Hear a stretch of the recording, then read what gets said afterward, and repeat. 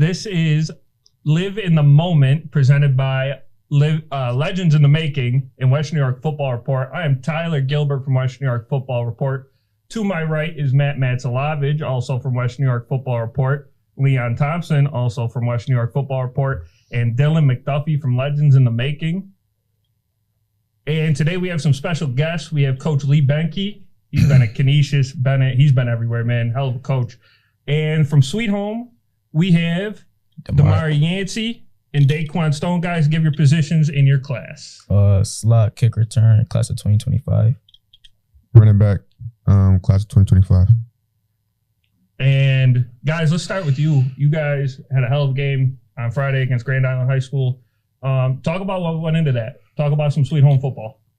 I'll say we started slow, in my opinion. But, like, since I scored the first touchdown, Nair Patterson scored the first touchdown, 40-yard reception. And then after that, we just got it going.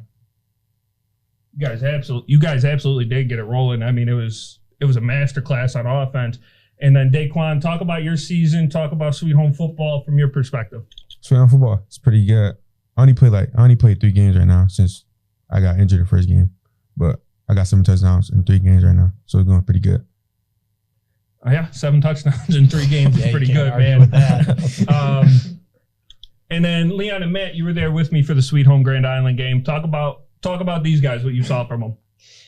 I mean, what didn't I see out of Dakari here? I mean, he did it in every which way possible. You know, kick return, punt return, 2 receiving touchdowns. I mean, you know, from a guy that we weren't really necessarily looking at to be that impact player, I mean, you sure proved us wrong. So, I mean, keep that up for sure. Yeah, and I mean, even what Leon said, I think going into the second half, I had my player of the game all laid out as soon as I saw you run back that second kick. That punt return was beautiful also. Yeah, you're a real high-flying player, and, you know, I'm very happy to see you guys perform like that. But, yeah, that was a hell of a game. I didn't know what to expect going into that game from either team, Grand Island or Sweet Home, but what I saw from Sweet Home, I was very impressed by. So congratulations, guys. Thank you. We were really talking about it going into that game, just, you know, between you guys and Grand Island. You know, like, these are just 2 teams that, you know, we didn't really know all that much about going into it. So, I mean, I was very, very thankful for the opportunity for you guys to go at it and, you know, figure out what you guys are all about as teams, and to see a close contest on top of that. I mean, it was just an awesome performance from everyone involved. Yeah, and I think that's a little bit, you know, on us, I think, for not having you on our radar. I think right. Even with the top 25 ranking going on, you know, you guys weren't getting as much love as, you know, I think you should have been. And, you know, I think now we're going to be seeing a bit of a jump out of the voters. But, yeah, you talked about your injury. Tell us what it was like kind of work back from that. It's always hard to come back from an injury, especially that early in the season. But, I mean, you've obviously come back and performed real well. What did you do to kind of get back mentally and physically from that? I was just praying every day. I was working out on my shoulders. Just kept working out. Yeah, shoulders got back good. Yeah. Can you guys speak to your coaching staff at all? You know, what are they doing that's helping you guys succeed? Giving the ball to the best players. That's all you got to do, and that's how you got to win. Yeah, man. I like it. And then you guys, you're both seniors this year. You're both looking to play at the next level. Can you talk about your recruiting experience so far? Like, do you have any interest? Any teams have offered you? Talk about what you guys have gone through, you know, during the recruitment process so far. Going into my senior year summer, I picked up an offer from Gannon at a camp. And then after that, my recruitment been going smooth. Okay, cool. What about you, Daquan? We don't got an offer right now, but I got interest in UB. But hopefully I get one after this season. Hopefully, man, you could be the next Dylan McDuffie coming from the Sweet Home Panthers of the UB Bulls. And then, you know, Dylan is a guy who's played here in Section 6. You had a lot of success. You moved on to the next level. Is there anything you'd want to tell these 2 that are here today, or just anybody who's going to watch this, you know, what should they look out for in recruiting, and what are the things that they need to focus on? Well, first, I would say I think that, you know, nowadays y'all gotta just remember that social media, like, you know, the instant gratification of recruiting isn't real. So just trust your own process. Don't really worry about who's getting what offer. At the end of the day, how many offers people have don't matter. Only can sign on one school. So just, you know, whatever school is showing you most love, no matter what level it is, D1, D2, D3, always be respectful to coaches. You never know where a coach might end up. You know what I mean? So just always remember to sell yourself, sell your brand, and, you know, just make sure you represent yourself and your family in a way that a coach is going to want to, you know, give you $1 million for.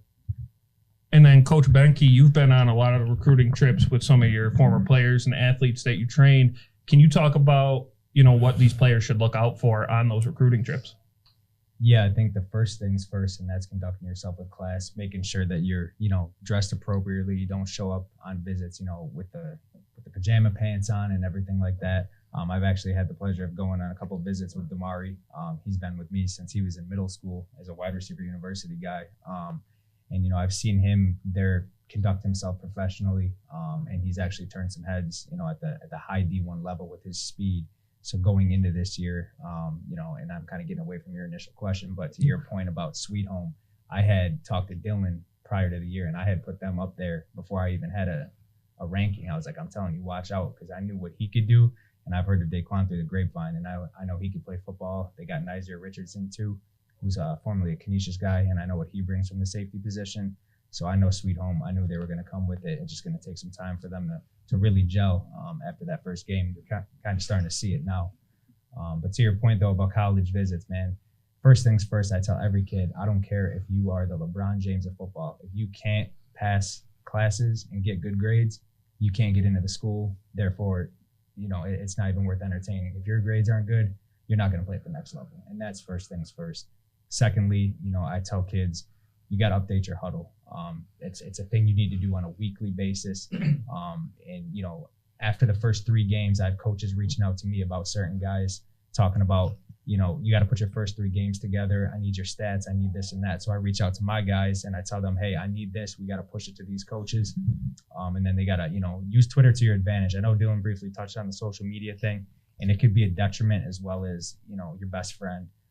You don't want to look into what everybody else has going on, but you certainly want to put yourself out there, you know, put your highlights out there, your stats out there, follow coaches, build a rapport with them. And then those coaches you build a rapport with, then in the summer and when they have camps, go visit those camps, introduce yourself to said coaches, and then they know who you are from social media, and then you can build a relationship from there. It's like one big domino effect. It's not, you know, you're not gonna have a great game and then all of a sudden get recruited. You got to kind of market yourself, and social media is free, so you can get out there and you can, you know, create your platform and the type of player you are, and have people vouch for you, and, you know, it's just kind of one big circle.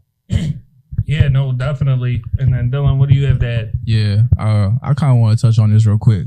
You bringing the huddle stuff up just made me really think about, for those of you, you know, coaches, players, trainers who don't know how to properly make your highlight tape, one of the big things is don't have a whole bunch of downtime on there. Like, these college coaches watch thousands of kids a day. Like, they sometimes don't even get a chance to watch it. The recruiting staff is watching it first, and their job is to solely watch highlight tape after highlight tape.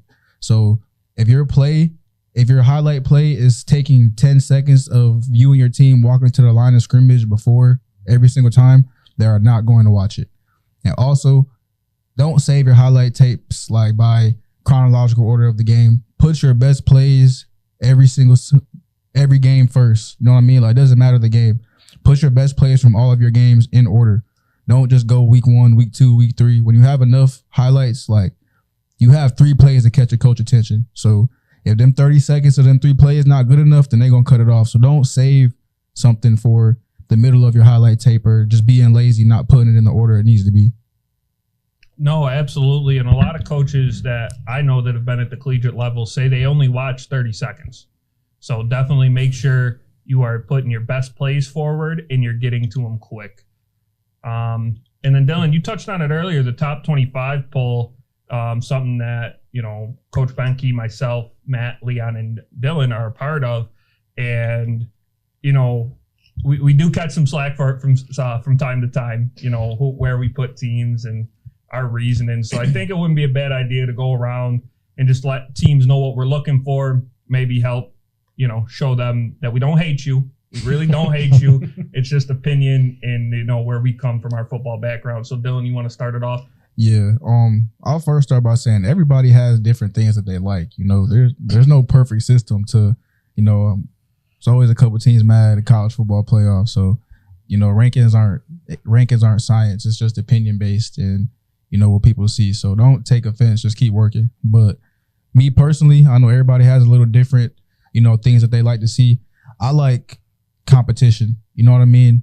I don't judge teams that, play a harder schedule, that have certain losses, or, a team that's playing back to back good teams that, isn't having flashy wins. I think the sign of a good team is being able to, find different ways to win. Having, 1 week you guys are run heavy, another week you guys are having explosive plays, another week it's a low scoring game, you guys find a way to win defensive football. I mean, because that goes into complementary football, and those are the teams that win, late into the playoffs. Teams that have certain games where, they won because of defense, or they won because of the run game, they won because of a star receiver. So I mean, it's about being complete as a team. And I look at competition. I also like to look at, obviously talent is a factor, but talent isn't the sole thing. I mean, when I say talent, I probably would say more so just playmaking ability, explosiveness.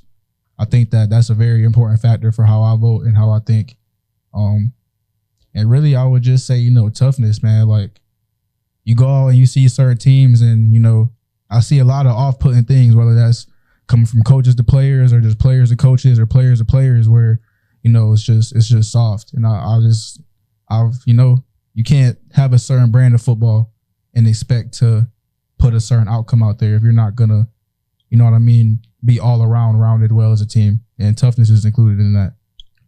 And then Leon, what would you say goes into you picking your top 25?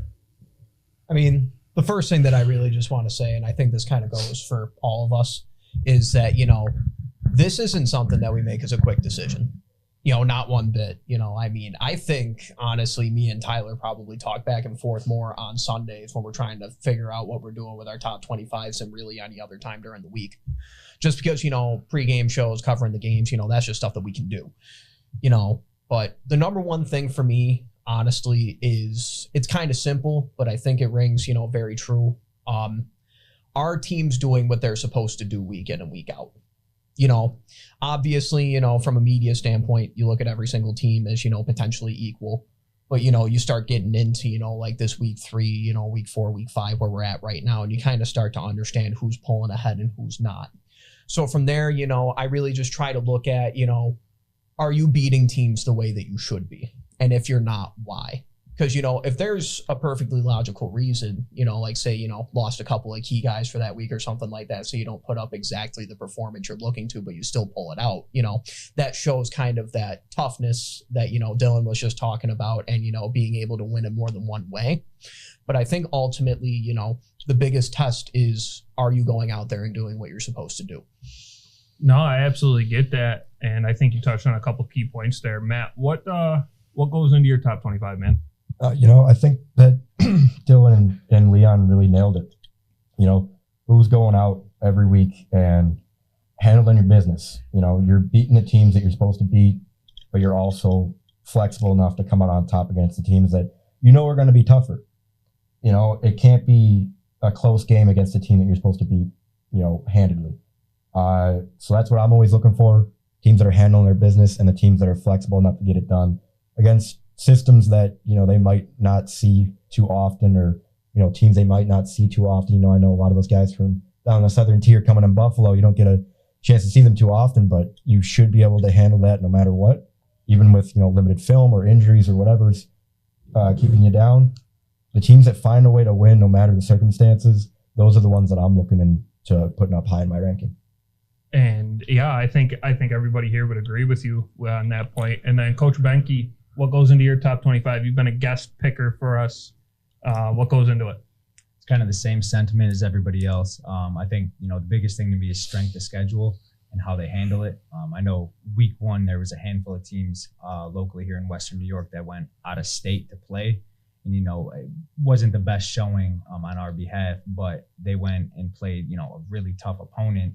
So it's not fair to, kind of knock them and think they're not a really good team because they went out and played a team full of D1 guys. So then you got some local guys playing each other, and you kind of just weigh all that in, and then you kind of, come up with a consensus. But that's kind of the way I look at it. And no, you're absolutely right. I mean, strength of schedule is important. It's important for me, and as you've heard from everybody else, it's important to them as well.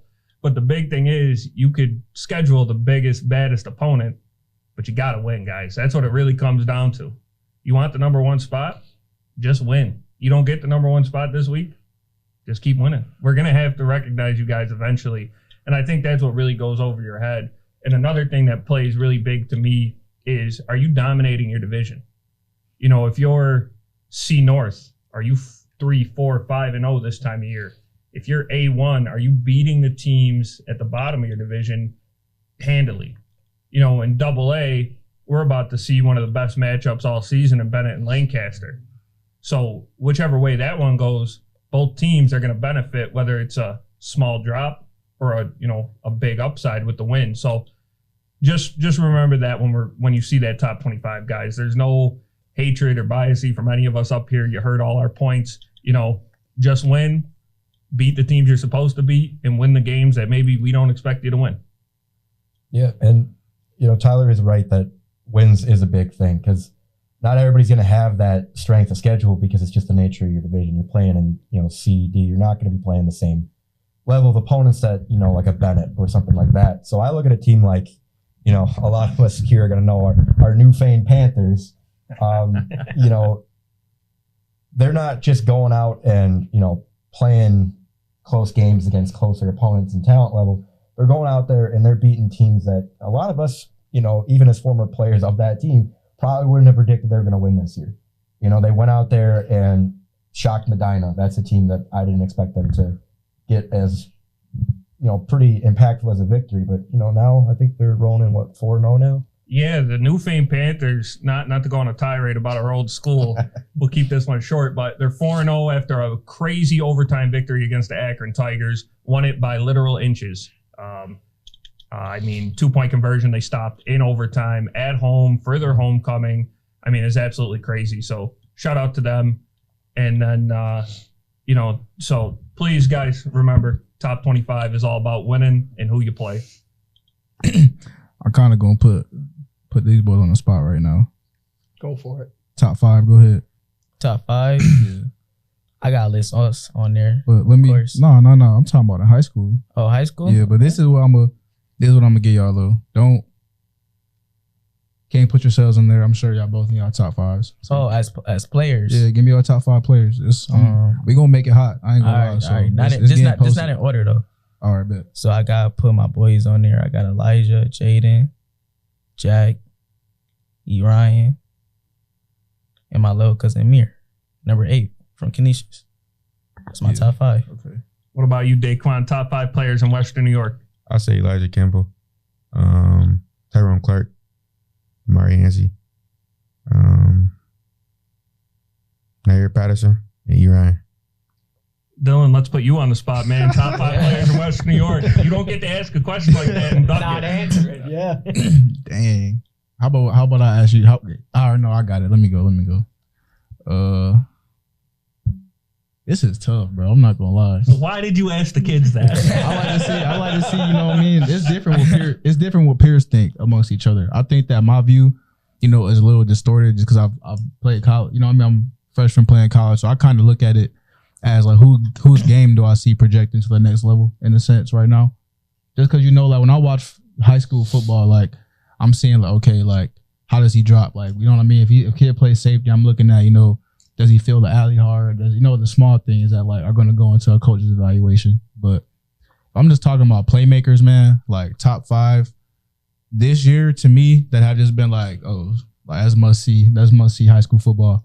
I'm gonna start with my boy Mari right here, like for sure. Like, dude, you dynamic. So I think that players like that, you get players drawn up for you in college. They're gonna find a way to get you the ball, even if it's 3-4 plays a game. Them 3-4 plays, them coaches put a lot of hours in to make it for you. So players like that, you know what I mean? Another one, Jack Eskridge. If you seen him play, then I don't really gotta say nothing else. If you ain't seen him play, go see 0 from Bennett and number 7 from Bennett too. E. Ryan Lawrence. You got 2 more. Yeah, 2 more.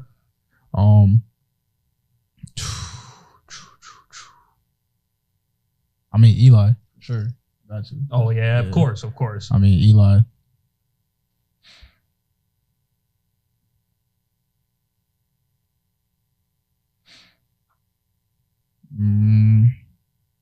That fifth one is hard, man. I mean, I'm a Bryce Tubin fan. I'm not gonna lie. Me and you both. Yeah, I'm a Me Bryce. and you I'm a both. Bryce I can Tubin sit here and fan. talk for hours about Bryce Tubin. Yeah, Let's not do that. Leon, top Good 5 thing we players don't in have Western New York. ours. gotta have a quarterback in there. I think we're all gonna kind of agree on a clean sweep with Ryan Lawrence. Oh, absolutely. Definitely in the top Absolutely. 5 there. I've also found myself being a big Bryce Tubin fan, over the past couple of years as well. Kid can just sling the rock to pretty much anybody. I haven't seen Jack out of Bennett play yet, but I'm hoping that when I do next week, I'm going to be on that wave. God, I got to give it to my man Sam Ikaguano. Yeah. I Big mean, Sammy. I got to give it to one of my big boys. I mean, that kid's just an absolute force no matter what he does. I mean, he's putting up almost double-digit tackles a game no matter who he's playing up against. And, I mean, we're making that road trip next week to go see them go up against CSP. Yeah, this Saturday. That's So going to be a I'm hell going of to a be football excited game. to see him in action. You got 2 more. God, I got 2 more. This does get hard once you get past those first 3. Take your time. Take your time. Now that I know about Damari, I am going to put him on there as well. I mean, you were just electric, kid. I mean, your game speed is absolutely insane to me. Last one. Who is it? Last one. Who's the last one in? Who's the last one making the cut? No pressure. God. I'm with you on this. This is where it gets hard. That last guy. Pretty much.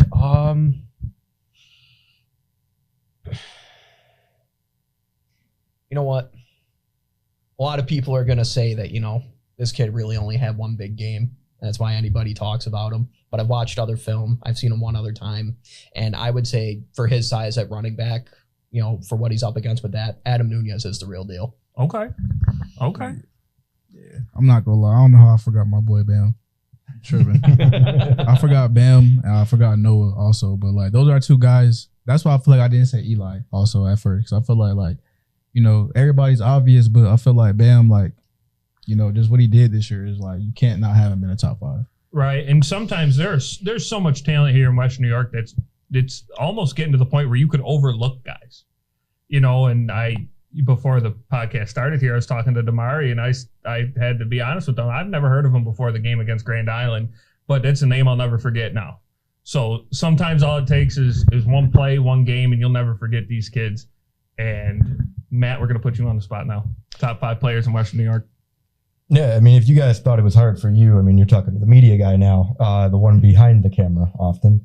So that is why I'm not going to give you my top 5, but I am going to include a player that I, as a coach, I had a chance to experience him at a younger age, and then I thought he was going to be a great success, and he's doing that right now. Jeremiah Guerrero over at St. Joe's, I think 5 solo tackles last week against Canisius. Over 10 combined, I know that much. Over 10 combined tackles. That man, he is putting up numbers. I was impressed from him from the start, and it's good to see him continue that success forward. Whether he's a top 5 player in Western New York or not, he's in my conversation. People got to keep an eye on him, and so I'm not going to give you my top 5 because again, media guy, but you get it. The guy behind the camera, you're at every game. You got to have some thoughts, but we'll move on here to Coach Behnke. Top 5 players in Western New York. Who you got? I'm just gonna go with top 5 receivers because that's my forte. Okay, I like that. think I it's There you go, different. coach. I'm not going to do in any specific order. You guys have touched on most of them. I mean, Ryan Lawrence, Bennett High School, Jaden Clark, Canisius, Jack Eskridge, Bennett High School, Damari, Sweet Home, and then a 5th one that nobody's talked about, but you'll know by the end of the year, Damone Allen, St. Francis. I'm so glad you said that.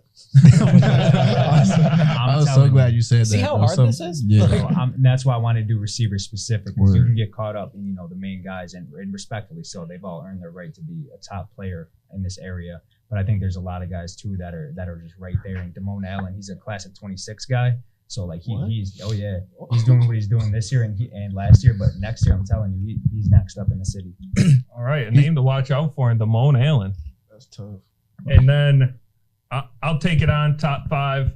Number 1's Eli Kimball. I mean, it speaks for itself. Go to Huddle, look up his film.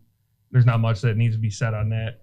And then, I got Ryan Lawrence. He's so dynamic. I know Coach Behnke said he's a wide receiver, but you put him in the backfield, he could be a running back. Hell, you could put him at quarterback and he'd figure that out. The kid is just so talented. He plays quarterback sometimes. I'm not even kidding. And I'm not surprised, to be honest with you. Don't tell him all that yet, man. We spoiling the sauce. No. When you see, and I don't mean to interrupt, but he's the type of kid that, and I think Dylan could speak to this. When you talk to a college coach about a kid, you just put ATH next to him, and he can play it all. He plays DB, safety, punt return, kick return, shoot. He'll get your groceries and bring them in the house for you. And I believe it. I've seen Ryan play a handful of times, and it never seems to disappoint. So Ryan was 2, 3. Like I said with Dylan and Leon there. I'm a huge Bryce Tubin guy. I've been a huge Bryce Tubin guy since the first time I seen him throw football. The kid's electric. He could put the ball anywhere, and he could run the football. Don't be confused as 6'2", 215, 220. He can run the rock as well, and it's very impressive. At number 4, here's a name that a lot of people probably didn't expect. I got Bryce Hinsdale from CSP. He is closing in on that state reception record. He's 33 off, and we get to see him on Saturday, and I'm pumped. I know he won't break the record bubble there, but I'm sure we'll see it come playoff time. And then number 5 jumped up my list, young man, Damari Yancey. Like I said, absolutely electric, track speed on the football field. He is a nightmare for opposing defenses and special teams. Man, he came here for a podcast and he got a fan club. Hey, there's nothing wrong with that, man. Yo, Murray, have you got a Conley Cup nomination yet? Nah, that's crazy. I think the Conley Cup is gonna come see you soon. I can't speak for them, but I know that they find good football players. That's one. I believe that's the most prestigious award in Western New York. So I think that what you've been doing lately, bro, you're gonna just keep going. You're gonna make yourself a finalist for that. But you can't. What you're doing week to week will never be ignored. They gonna come see you later. I saw some on Instagram about that, so I just wanted to say, like that's coming for sure. Yeah, and I just want to touch on something that Coach Lee mentioned is just versatility being such an important thing for players, especially at this level. You never know what school you're going to end up at. You never know who's going to be watching, what they're going to be needing on their team when they are watching. Be willing to be versatile. Be willing to change up what you do position-wise, or, you don't have to be, a generalist or an ace of all spades or whatever. Just be open and willing to try new things at the next level. That's what a lot of coaches are looking for. Go out there. Don't just focus on football. Try out, things like basketball, track, develop yourself like that. And I think, we'll start seeing a lot more versatile athletes like what Coach Lee was talking about. And actually, to speak on to your point with that, another number one thing that a college will ask me is, does he do track? Is the first thing he asks, does he do track? Because then it could get verified numbers and see what your actual speed is before you get to a camp, so they could kind of get a gauge on that. So, when somebody doesn't do a spring sport or winter sport or whenever track happens, I always empower the guys, do track. I know it's running. It's not the funnest thing in the world, but it's going to help you in your recruitment. And to get those numbers out there, on wax like that, it's huge. And it's between grades and do they do track are the two first things they ask. And on top of it, guys, it's a free speed workout. Don't go pay for a speed workout. Go run track. Go hang out with your track coach. It's well worth it. As someone who played wide receiver and ran track in the spring, helped me immensely. Took me from a 5.3 40 to a 4.7 40 in 3 years. So it definitely does help out. And then Dylan, you had an announcement about Legends in the Making. If you'd like to make that about the 7-on-17. Yeah, if you a baller, that's why I started smiling when you said Damona Jr. I'm like, ooh. I actually misspoke because I just checked. He's at 25. That's what I thought. So I looked. I'm like, we gonna need him. His heart. Just broke his heart. That kid broke Western New York's heart. We thought we had one more year. For some reason I thought he was, but I'm telling you, if you get a chance to go watch a St. Francis game this year, and you watch him play football, he's a kid that I think needs to be put out there in the spotlight more, because he's been doing this. And I thought he was 26 because I've just been watching him play since he's a freshman, and I feel like he had another year, but he's just been balling. He's number 0 for St. Francis. Go check out Damari. Yeah, no, most def. But pretty much, man, we are going to have our first 7-on-7 tryout coming very soon. It will be around November. We have a date, but you guys aren't getting it yet. but it will be around November, probably somewhere in between, right around the middle. So keep your calendars open. But yeah, man, if you are a baller and you're looking for, a 7-on-7 team that's going to go compete nationally, go to places like Michigan, Georgia, Florida, come rock out with LITM.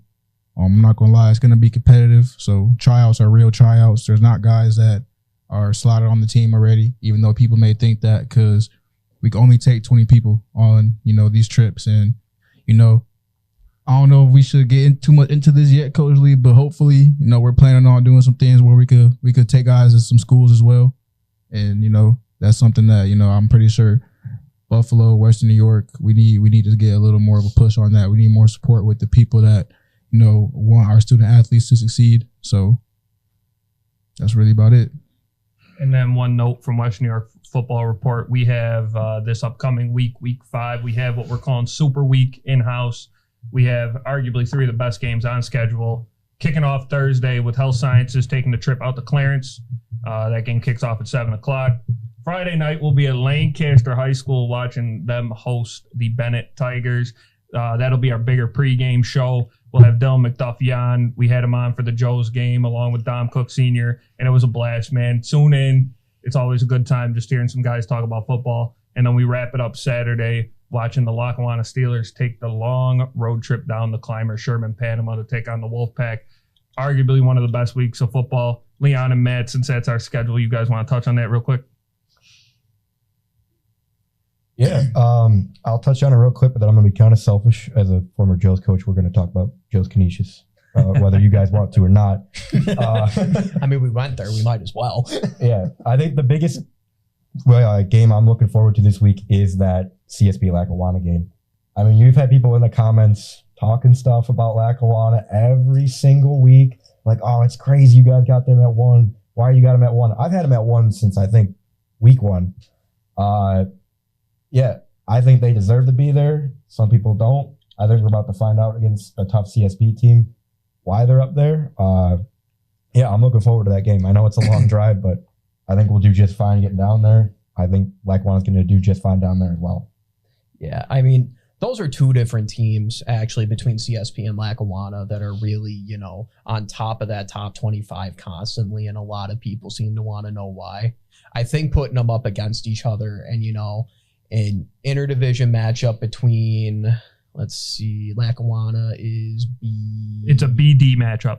Lackawanna matchup. Steelers are class B3, and the CSP Wolfpack is just class D. Yeah, so I mean, people are going to see CSP against that higher level of competition that they've been looking for since we had them up that high in the top 25.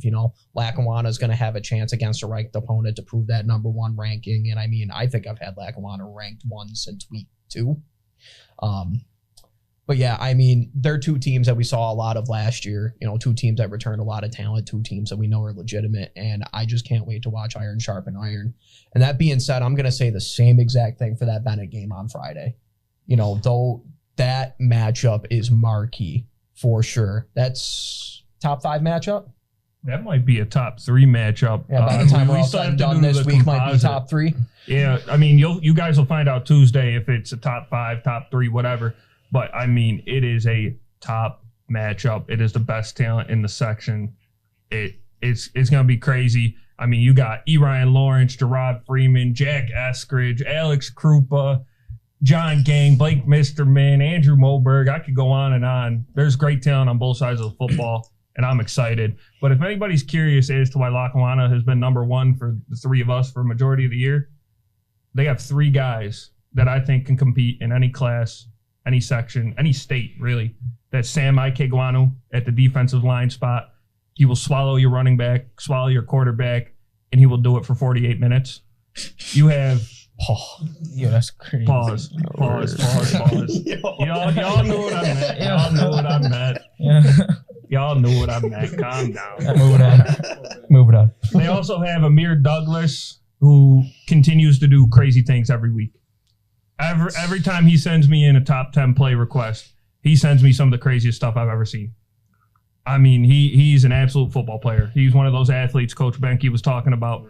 And then sophomore Tyrone Clark Jr., The kid is an absolute stud at the running back position. And I know Damari touched on him earlier when we asked these guys their top 5 players. Or I think it was you, Daquan. Yeah. It was you, Daquan, who said he was top 5. And he plays like it. 1,500 yards as a freshman last year, and he's already approaching 1,000 this year in 4 weeks. They got LaFaro too. Oh, yeah. LaFreld Hines. Make that 4 players. Make that 4 players. And LaShawn Braxton Jr. And Kurt. Yeah, that's another one. They got Again, some we boys. can keep Lackawanna naming got list- boys. They got a roster, guys. They got a roster. And I'd like to say, so every week that I've been having the opportunity to put out a top 5, I always get an inbox from Tyrone Clark. How come we're not in your top 5? You're in it this week. You guys are in. You did your thing. I get it. I get it. You guys are putting up 60 points plus a game, and I'm super interested to see how you guys handle business this week. This might not age well. It better age well, but the Tigers giving that belt this week. No, we can't post this until the game is over with, though. Oh, no. I got some bad news, man. All right. That's, Well, you know what? I trust. You know what? I trust my little bros, man. They gonna get it done. Lancaster's a great team, though. All jokes aside, you know it's not gonna be no belt, but it's gonna be. They're gonna put them claws on them or something. I don't know what to say. I ain't gonna say the belt, but it's going to be the game of the year. yeah, for sure. I mean, we got to see what playoffs gives us, but Bennett Lancaster might be the game of the regular season. Kai, I got a question for everybody on here real quick. I know we kind of getting towards the end of time after this. Well, 2 questions. This is the first one. If you could have a hypothetical matchup out of all the Western New York teams, private, public, AA versus D, whatever, what is it? Let's start with the young boys though. I want Orchard Park again. Orchard Park. Okay. I want you guys to get Orchard Park again because I had you winning that game. Word. I You think know how so many too. people I inbox before the season even started? I said, "Watch Sweet Home win this. Watch Sweet Home." They should have. Crossbar, because he's an Orchard Park alumni. I was picking up some stuff, Word. and I was telling him, I'm like, "Yo, bro, I'm telling you, Sweet Home's got him." I said, "They got Damari." I'm saying, "Watch this." He showed out. Yeah. Best potential matchup, Damari. Who you got? I want South Park. You want to play South Park? Yeah. Yeah, I they feel like that'd be a hell of a game. God. I feel like they just talk too much, and I just want to quiet them. They think, in my opinion, I feel like I don't know. I just think we could beat them. I think they can't mess with our offense. Okay. Hey, I love confidence, man. I love confidence. There's a difference between that and being cocky. Coach Behnke, hypothetical matchup. Who you picking? I think you're getting the actual best matchup this Friday. I think Lancaster and Bennett are that. But if I could create a schedule and make something happen that I think would be great for the town, it would be Bennett versus St. Francis. Okay. Friday night in Athol Springs. I'm telling you, that would do numbers. Man, you definitely do Saturday numbers. night, Coach, actually. Going back to the Franny days, you know, Coach Smith like them Saturday night games. Only people in town. That's true. A night game down there between Bennett and St. Francis, that would be huge. That environment would be off the wall for a Saturday nighter. That would be comparable to Joe's Canisius because that environment was nuts. Never seen anything like that before. Franny's gets rowdy. We'll get there. Oh, I believe it. I believe it. I was on the other end of it a couple of years. They say some stuff, man. I mean, Mari was part of it too. Yeah, It's it was man, crazy. You can't do nothing but respect it though. Like they come out for their school, and it's cool for Western New York. I guess my hypothetical matchup, and just because I'm so high on them as a football team, I really love the Lackawanna Steelers. I have no affiliation to them. I just think they have some of the best players on the football field in Western New York. And with that being said, I'd like to see them take on a Bennett. I know y'all scrimmaged earlier this summer. What you do? Yeah, get cooked. I don't think so. I really don't believe. I believe it'd be a close football game. I don't know It'll if be the a good Steelers will game. pull it out. I'll give that'd be like a 34-20 type game. Right. It wouldn't be no belt to ass game. It'd be a good football game. Lackawanna legit. They got boys, man. Lackawanna got D1 players on their team. So I mean, For sure. And they got speed. You know, speed neutralizes everything. The thing that I would attest that to or really bring to light is, and this is what to me is going to be the difference on Friday, is who's going to stop Ryan Lawrence. Yeah, absolutely. I mean, he could do whatever he wants on that football field. And I've seen it. I coached against him when he was at St. Francis as a freshman and a sophomore. And it was like, damn, what are we going to do to stop that? And now to see him come into his own as a senior. And then, I mean, I don't know. I haven't seen anybody stop him. So He's unstoppable. Not yet, but he's gonna be. Matt, hypothetical Section 6 Monsignor Martin, Western New York matchup. Who are you picking? Man, I don't want to keep piggybacking off of Coach Lee here, but that St. Francis Bennett matchup would be a game. I got St. Francis at the top of my Monsignor Martin ranking at least, and man, those two teams going at it would be a sight to see at either site, home or away. I mean, that game would be a slugfest here and there. I mean, you got such talent on both sides. I think it would be a great game. Leon, matchup in Western New York high school football. Who are you picking? God, out of the 70-something teams, you're really going to make me pick two. Pick the best matchup. The one Leon Thompson would pay money for. Well, I got two things that put me against the rest of you. I'm a defensive guy, and I'm a big boy guy. So I got two things kind of going against you guys and what you guys are trying to put out. We've talked about several players on that Lackawanna defensive line, and that's right up my alley. I mean, that is just a defense that I want to see more than anything, and I can't wait to finally do it this weekend. But you know what? I'm kind of on that wavelength of putting them against one of those all-powerful offenses just to see what they can actually do. So that's in the realm of we're talking, your Bennetts, your Lancasters, Honestly, just to say something a little bit different, I would want to put Lackawanna against Lancaster. I like that. Game. That'd be a good game. Yeah, I like That's a that. trench game. Yeah, that's a big trench game between the two teams. Offensively, Lancaster's got the big boys. Defensively, Lackawanna's got the big boys. I think that's a game that is won and lost right there on the line of scrimmage. That's a Big Ten matchup if I've ever seen one. That is a Big Ten matchup. Dylan, how about you? Hypothetical Western New York high school football matchup. Who are you taking? Well, touching on what Leon said real quick, let's give a quick shout out. Owen Haffa, that guy from Lancaster, that lineman, dog. Mhm. He one of them crazy ones. That's probably the lineman I like. Those are the linemen I love to play with because he's one of those ones. We went to the first game against McQuaid. He coming off the sideline, screaming, bumping his head on his helmet, juicing everybody up. I'm like, oh yeah, he's him right there. Those crazy dudes are going to find someone to hit. Oh, for Just sure. no matter what. Just laying on top of people. I just know he talking crazy during the game. I know he is. I know he's a crap talker. My bad. But We ought to get him mic'd up then. That'd be cool to see. we should. Ooh, we should get some players. I'm mic'd up. asking. That'd be I'm crazy. asking next week, not this week. But anyway, my top matchup. It's gonna sound so basic, but I want to see Canisius and Bennett just cause, man, E. Ryan versus Jaden, Noah versus Eli in the box. I mean, Bennett got guys too. Both of those teams have a lot of underrated guys. Just cause they have stars, easiest way to say games like that are won by the not supporting cast, but the guys that everybody doesn't talk X about. factors. You know what I mean? I think that seeing a matchup of Canisius and Bennett, everybody's gonna be, looking for the E. Ryan versus Jaden or the Eli versus Noah of the game. But Bennett has, and Jack too, my bad. But Bennett has Shamir, they got Jimmy, they got Jordan Freeman. Canisius got what's his name, Mir? Yeah. Yeah, they got Mir. I was, that Joe was giving him that 1-2 combo, Eli and Mir, that's deadly. I think that he's very underrated. People don't really talk about him a lot because obviously got 0, but 8 pretty nice too. Amir's tough. If you go back to, I'm close, his dad, Amir's dad and whatnot.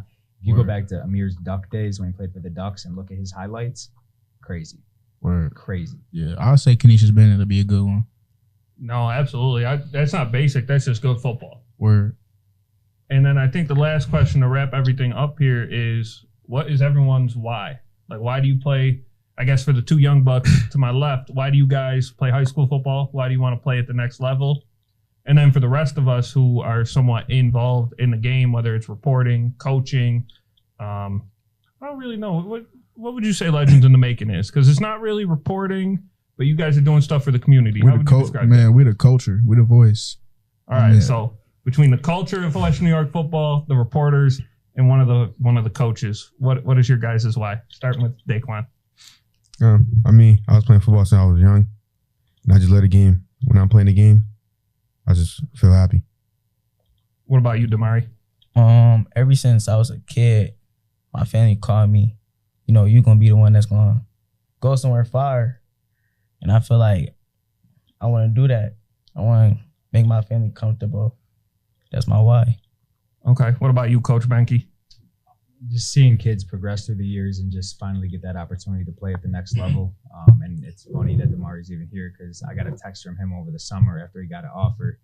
And just randomly out of the blue, he's like, Coach, I finally got an offer. I want to thank you for everything, you know, to help me with as a receiver. And that's literally my why. And I fully agree with that. I had a Maryvale quarterback, Jackson Moritz.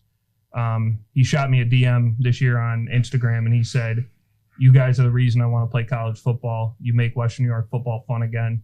And that's the whole reason we started Western New York Football Report. We wanted to give these kids something not only to help them, you know, get to where they want to go, whether that's the next level or just noticed by their teammates, classmates, family, whatever the case may be. But we really just wanted them to have fun playing football, make it feel like it mattered, because a lot of these kids, it's a sad reality, but they won't go play at the next level. So we're trying to give them something to hold on to and make it fun while they have it. What about you, Matt? Your why? You know, as a former coach too, that, you know, really rang true with me of, you know, wanting to give these kids an experience they're always going to remember. I always want them to remember me as a coach that helped them out along their journey. I think it's a mission at, you know, when I was either coaching at Joe's or helping out at other schools, that, you know, we're not just building football players, we're building men. We're building, you know, somebody who's going to contribute to, you know, their family, to their community, to society. So seeing, you know, that football can give people that platform, I think that's my why. You know, giving kids a platform to be the best thing they can be for their community and for their families. Leon, what is your why? I've got a couple of different whys, but just to keep it kind of simple, I mean, we all know what we have here in Western New York, you know, as football players, as coaches, you know, being able to, you know, report on it and watch it and, you know, hype it up and everything. We all know what we have here because we're here. I mean, we see it out there, you know, it's everywhere.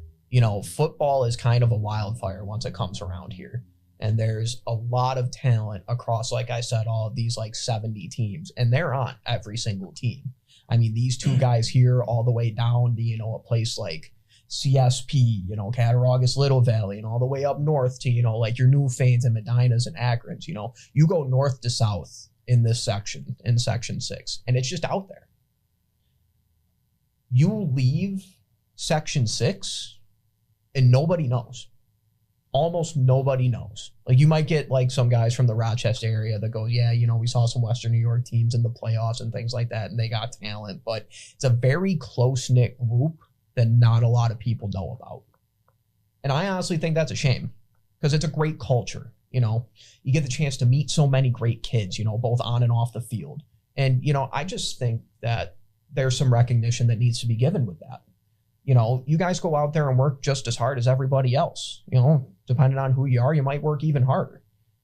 You know, and to come home at the end of all of that and just to go, man, I don't even know if anybody other than who was there knew about that.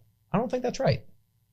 So that's really the major one. But honestly, I think the number one thing, and it's kind of what Matt touched on, is, you know, we see these coaching staffs and we see these schools that really do a great job of building a culture and turning the kids that they're coaching into better men. And that kind of means a lot to me, just because I was one of those kids that played in the sport that honestly needed that.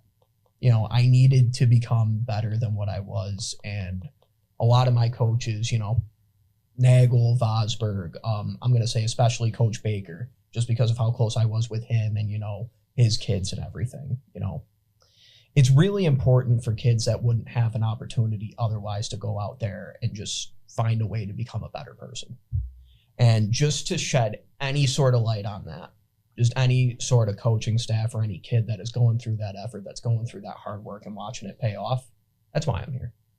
I want those kids to know that they're recognized, that someone's watching them, that someone sees what they've done, and that they appreciate it, and that they hope they continue to do it going forward. And if we happen to give enough exposure to a kid to maybe make a college think twice, I mean, that'd be pretty cool for me too. And I know it'd be cool for all those guys out there too. And then we'll wrap it up with Dylan, man. What's your why?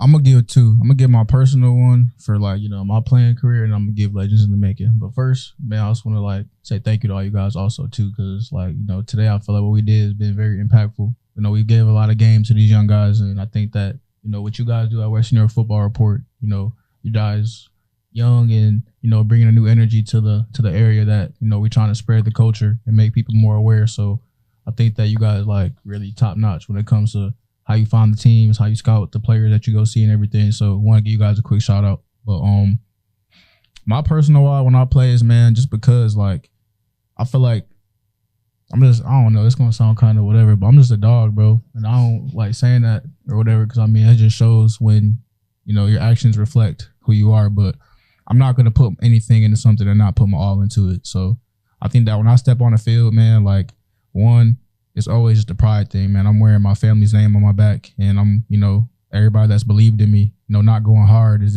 disrespectful to them, you know.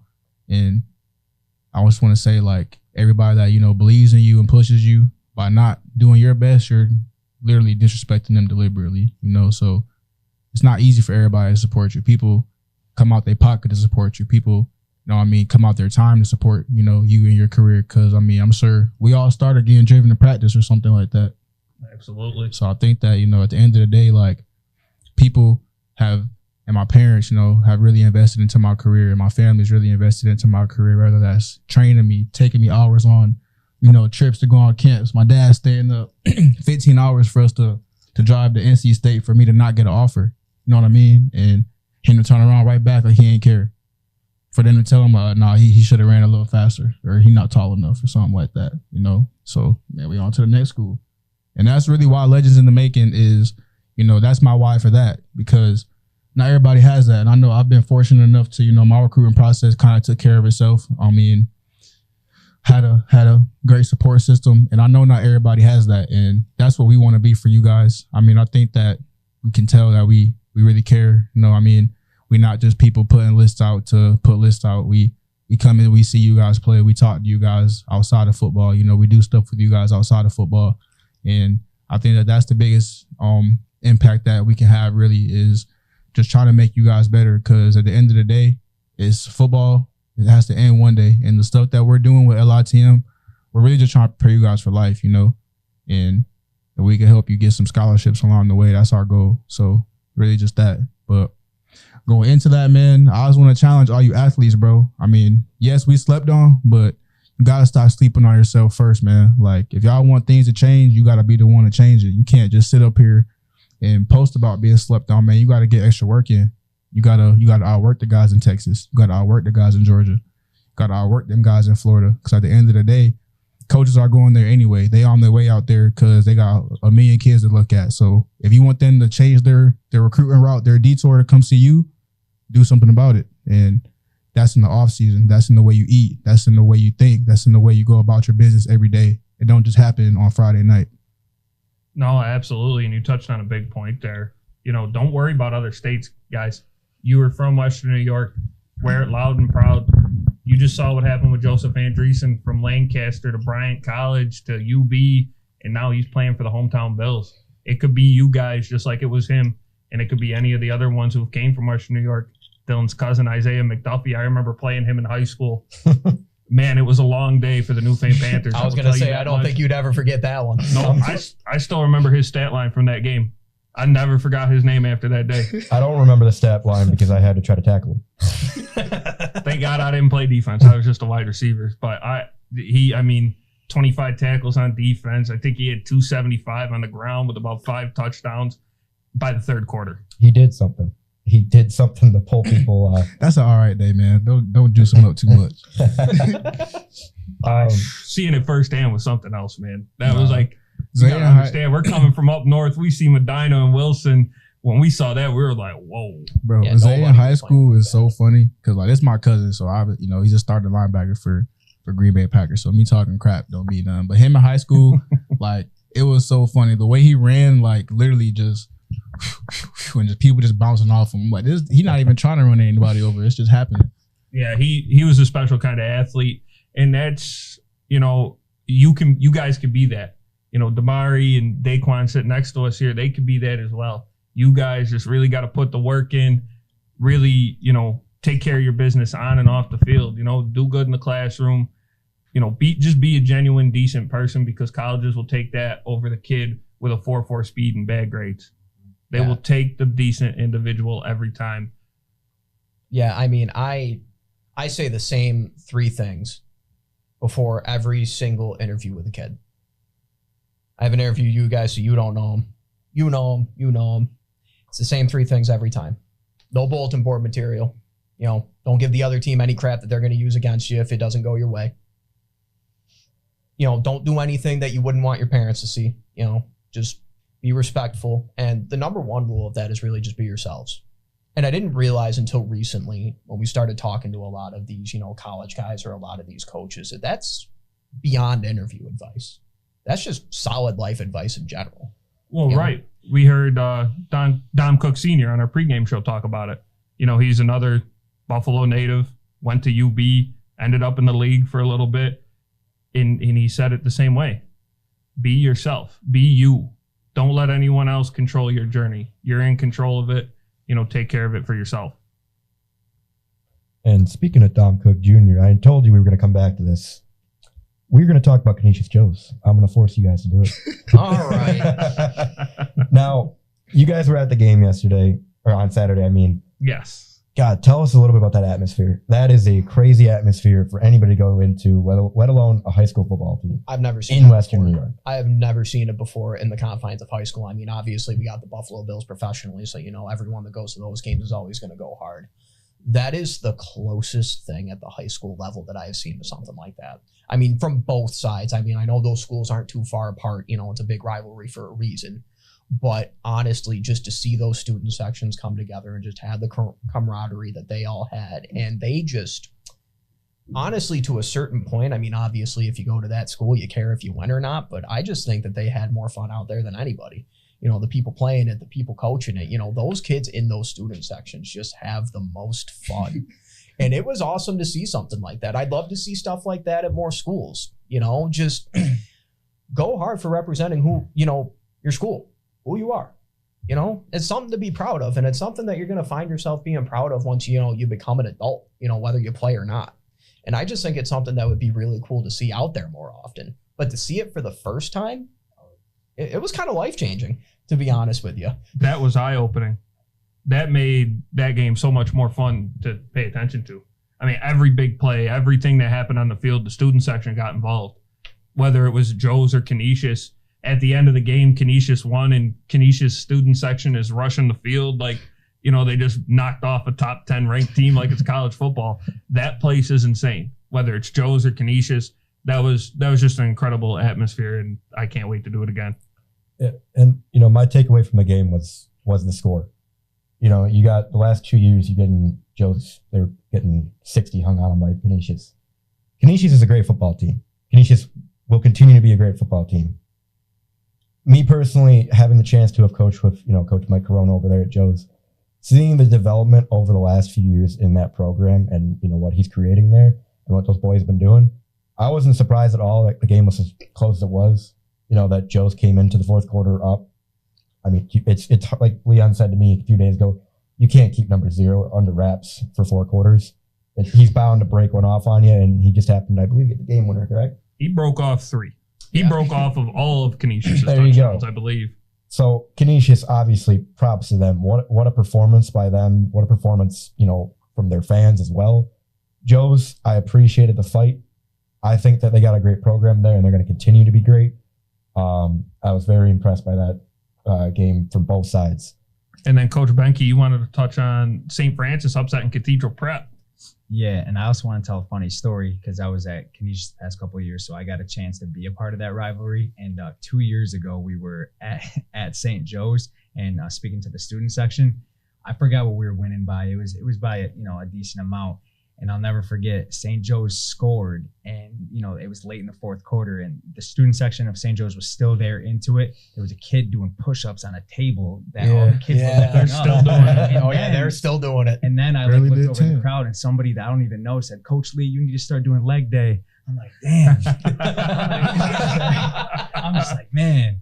you guys are losing, but you can't do anything but appreciate it. And that goes for both sides of it. So that rivalry, no matter where you stand on it, it's something that I think is so good for the city. And will continue to be, no matter how good or bad each school is just going forward. I think that it's such a cool environment to be a part of. And even flip side at Canisius too, it's a little different because they force St. Joe's to be on the other side of the field rather than at St. Joe's when they're separated by just a couple bleachers.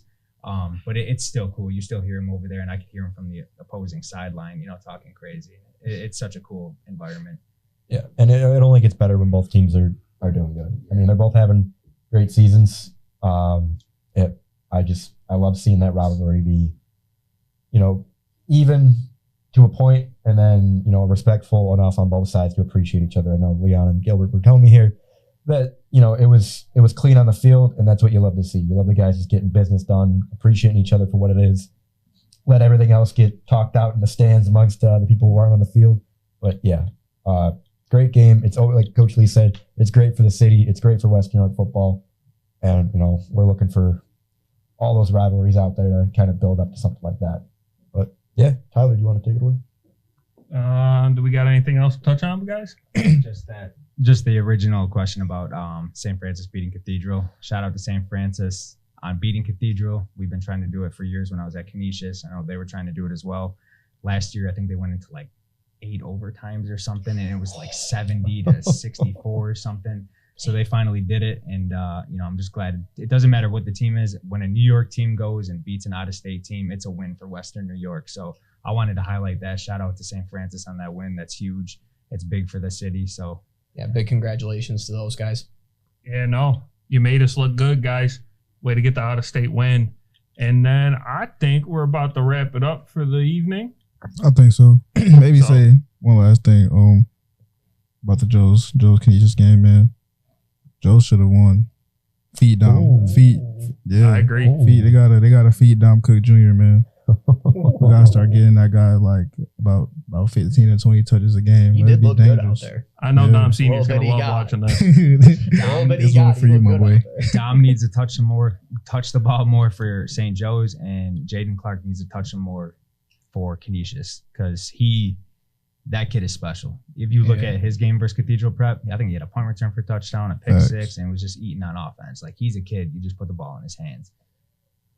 Well, hopefully next time we sit down for this podcast, we can talk about Dom Cook Jr. getting the ball more, Jaden Clark getting the ball more. But until then, this has been Live in the Moment, presented by Legends in the Making and West New York Football Report. We'd like to thank our guests, Coach Behnke, Damari, Yancey, and Daquan Stone for joining us. And we will see you guys, I believe, in 2 weeks from now. 2 weeks. Awesome. Yes, thanks, guys.